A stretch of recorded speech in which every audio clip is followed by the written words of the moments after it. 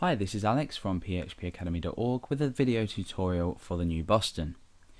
In this tutorial we're going to look at implementing jQuery into a page and just testing if it actually works or not. So one of the things that we need to do first of all is go over to the jQuery.com homepage, and you'll see here that we can actually download jQuery. Now there's a production and a development version, and you're going to need to choose the production version. The development version, you'll notice, is slightly larger. It's 229 KB, and this is uncompressed code. Now the reason for this development version is if you are developing plugins and need access to the uncompressed code for jQuery. However, the production version is only 31 kilobytes and is minified and gzipped. Now let's take a look at the difference between them quickly. You'll see that the uncompressed code just looks like normal JavaScript, a large file, as you would expect from a 229 KB file. Let's go and look at the production version. You can see that it's still long, but it has been compressed to create a shorter file size. So once you have the production version selected, go ahead and download jQuery. It should open up in your browser as code. What you're going to want to do is select the entire page and copy it to your clipboard. Copy. Now we want to come over to your text editor, and before we paste it into a file, we'll just have a look at our directory structure before we continue. Now when I write any JavaScript code, I keep it in a file called JS. Index.php is the file that we've got currently open here, and JS is where I would keep all of my JavaScript files. So let's just look in JavaScript. You can see that I've created a file called jQuery.js. I've given it a JS extension, and that's the file we've also got open in our text editor. So essentially what I'm going to do is I'm going to copy and paste the code from jQuery, and I'm going to paste it into this jQuery.js file. Let's go back again. Now inside index.php, I'm going to include this jQuery file that is found in the JS folder. So that's essentially the directory structure we're going to be keeping and where we place jQuery in order to include it into our page. So like I said, I've got this jQuery.js file open in the JS folder, and I'm just going to paste the code that I retrieved from the jQuery.com website. Now I've saved it out, and I need to come over to index.php in order to include it into my page. So how do we include it? Well, usually when you're writing code, JavaScript code, you would start in your head and you would do something like script type is equal to text/JavaScript.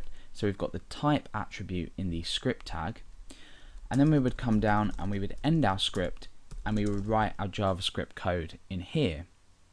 Now, because jQuery is a 31 KB file, and we need the body of the document to load before we actually use things like event handling. You'll notice in the last example I showed you with the hide and show button, we actually need to allow every element in our page to be able to load before we actually start to check for elements. So we're not going to be writing any code or including any files in the head part of our document. We're going to be doing it at the very end of our body. So let's go ahead and type script type equals text/JavaScript, and let's go ahead and end that script there. Now usually you would write your code in here. However, what we're doing is we're including this just because we don't want to paste our code into our document. So it would work if you were to paste the jQuery file into this document. Let's just wait for that to load. Okay, so I've just managed to get rid of that because the file size of that crashed my browser, so the example didn't really work. However, my point is that we could write our JavaScript code inside of here. However, what we're doing is we're just simply starting this script tag and ending it, but we're supplying the source attribute. So we can say js/jQuery.js. Now because we've pasted our jQuery code in here, this is now available to use in this document. We can write all of our code up here, and we'll still have use of the jQuery library. So now what we want to do, now that we've included jQuery into our page, is actually testing whether it works. So in the next video we're going to be creating some short inline jQuery, which is highly discouraged, just so we can test the functionality of jQuery and see if it's worked by including it by this method. You'll often find that if you were to include jQuery and you didn't do it properly, you'll have no control or use of jQuery at all. So it's extremely important if we just create a simple inline test just to see if it's worked. Now, if you're not sure of the difference or the similarities, or the rights or wrongs of inline or external JavaScript, then this will be explained in another video. You'll be able to understand why it's not so good to use inline JavaScript or jQuery. Now,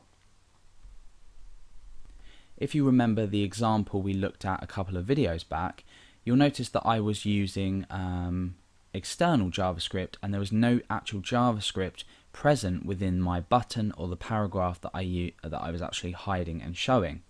So we'll look at that in another video.